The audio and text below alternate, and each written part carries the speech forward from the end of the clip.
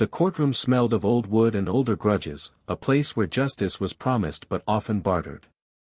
Maya Jackson stood at the defendant's table, her heart pounding like a war drum, her eyes fixed on the judge's weathered face. She was 24, but her slight frame and schoolgirl braid made her look younger, too young to be here, too young to carry the weight of what was about to unfold. Judge Harlan Brooks leaned forward, his glasses glinting under the fluorescent lights, his voice dripping with disdain. "Miss Jackson, you think you can waltz into my courtroom, dressed like you're late for homeroom, and disrespect the law?" His words sliced through the air, sharp and deliberate, as if her very presence offended him. The gallery murmured, a mix of sympathy and scorn, but Maya didn't flinch. She couldn't. Not now. She was no schoolgirl. She was Officer Maya Jackson, undercover for the past 6 months, infiltrating a ring of corruption that reached deeper than anyone in this room could imagine. Her badge was hidden, tucked beneath her oversized sweater, but its weight pressed against her chest, a reminder of why she was here. The judge didn't know. Neither did the prosecutor, nor the smug defense attorney who thought he'd already won. They saw a young black woman, alone, out of place, a perfect target for their assumptions. The case had started small, a minor vandalism charge, a broken window at a community center. But Maya knew it was a thread in a larger web. The center was a front, a laundering hub for a network that thrived on exploiting the city's most vulnerable black and brown kids, families scraping by, people like her own. She'd seen the ledgers, heard the hushed deals in backrooms, watched the payoffs change hands. And now, standing in this courtroom, she was one step away from exposing it all. "Young lady," Judge Brooks continued, his tone patronizing, "this court doesn't tolerate delinquents who think they're above the law. You'll learn respect, or you'll learn consequences." His lips curled into a smirk, and the room seemed to shrink, the walls closing in with the weight of his words. Maya's jaw tightened. She wanted to scream, to rip off her disguise and slam her badge on the table. But she couldn't, not yet.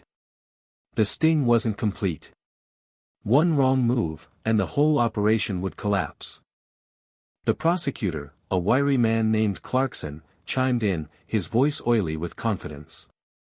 "Your Honor, Miss Jackson's record shows a pattern of trouble, truancy, petty theft, now vandalism. She's a danger to the community." Lies. Every word was a fabrication, fed to him by the very people Maya was hunting. She'd played her role too well, blending into the streets, gaining trust, listening to whispers. But the cost was this, being painted as a criminal in a room full of strangers who believed the worst of her. Her eyes flicked to the gallery. There, in the back row, sat Detective Ramirez, her handler. His face was stone, but his slight nod told her to stay the course. She took a breath, steadying herself. The plan was simple, let the judge hand down a sentence, let the system think it had won, then strike. The evidence she'd gathered, recordings, documents, names, would bring down the network, including the man sitting above her, cloaked in robes and arrogance. But the judge wasn't done.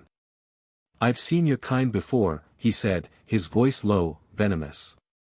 "You think you can game the system, hide behind your youth, your circumstances." The word hung in the air, heavy with implication. Maya's skin prickled. She knew what he meant. She'd heard it her whole life, in the streets, in classrooms, in stores. The assumption that her blackness was a flaw, a reason to doubt her, to diminish her. The gallery stirred again. A woman in the front row, older, with gray braids, clutched her purse, her eyes wide with indignation. A young man in a hoodie whispered to his friend, his fists clenched. Maya felt their anger, their hurt, mirroring her own. But she also felt something else, purpose. She wasn't just here for herself. She was here for them, for the kids who'd been chewed up by a system that judged them before they could speak. "Do you have anything to say for yourself?" Judge Brooks asked, leaning back in his chair, already decided. Maya straightened, her voice steady despite the fire in her chest. "Yes, Your Honor. I'm not who you think I am." A ripple of confusion passed through the room. The judge's brow furrowed, but before he could respond, Clarkson jumped in. "Don't waste the court's time with excuses, Miss Jackson. You've had your chance." Maya's lips twitched, a ghost of a smile. They had no idea. She glanced at Ramirez again, and this time, his nod was sharper. It was time. Her hand moved to her sweater, fingers brushing the badge. The room seemed to hold its breath, the tension coiling tighter, ready to snap. But then the courtroom door burst open. A man in a cheap suit stumbled in, his face pale, clutching a manila envelope. "Your Honor, wait," he shouted, his voice cracking. All eyes turned to him, bailiffs, spectators, the judge himself. Maya's heart skipped. This wasn't part of the plan. "Mr. Hensley, what is the meaning of this?" Judge Brooks snapped, slamming his gavel. The man, a low-level clerk from the DA's office, looked like he might collapse. "Two found something. You need to see this."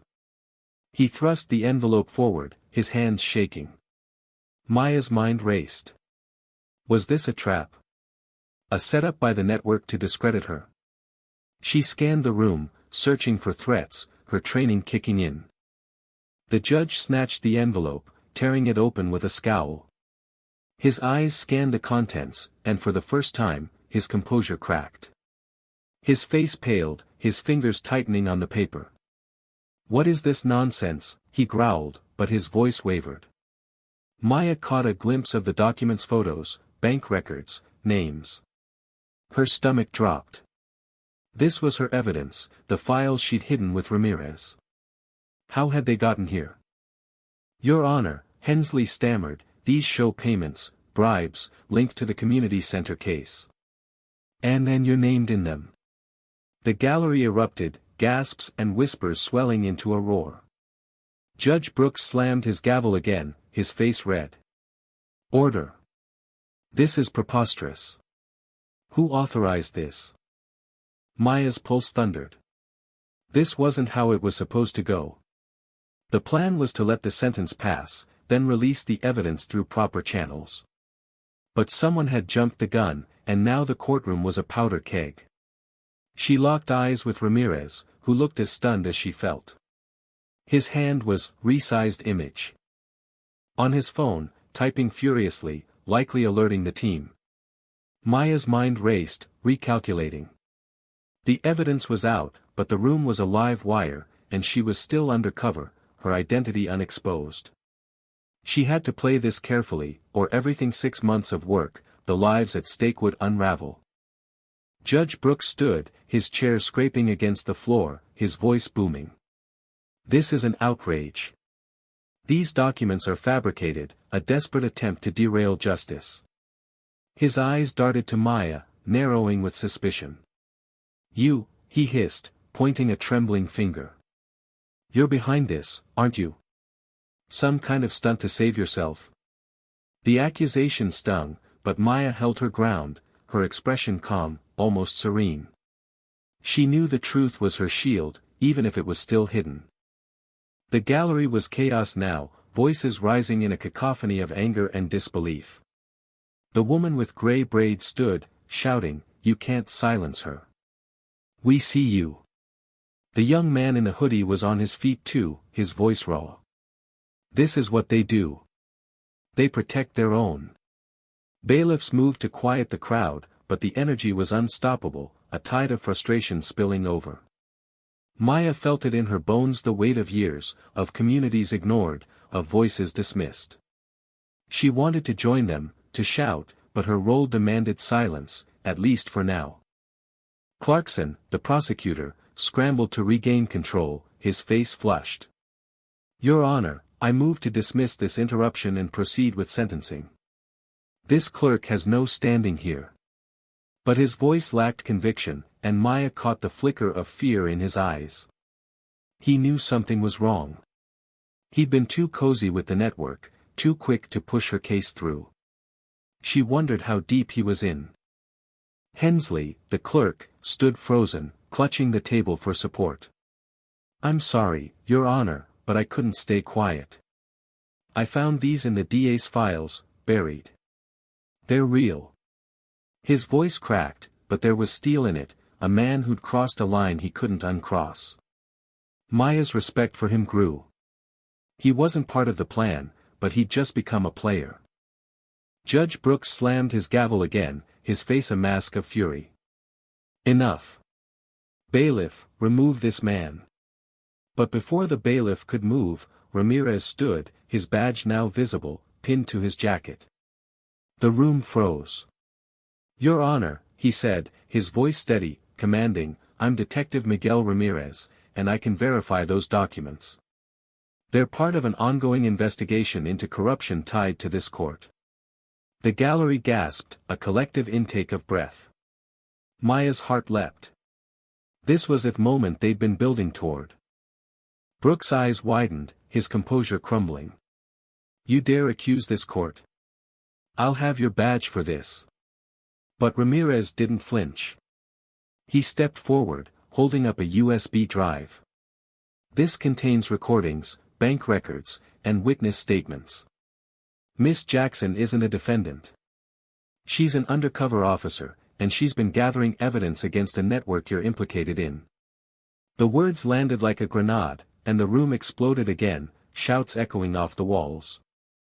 Maya's hand moved instinctively to her badge, pulling it from beneath her sweater. She held it up, the metal catching the light. Officer Maya Jackson, badge number 47219. Her voice was clear, unwavering, cutting through the noise. The gallery fell silent, stunned. Clarkson's jaw dropped, his papers slipping to the floor. Brooks sank into his chair, his face ashen. The smug defense attorney looked like he wanted to bolt. I've spent 6 months in your streets, Maya said, her eyes locked on the judge. I've seen kids arrested for nothing, families extorted, community centers turned into fronts for your greed. You thought I was just a schoolgirl, someone to dismiss.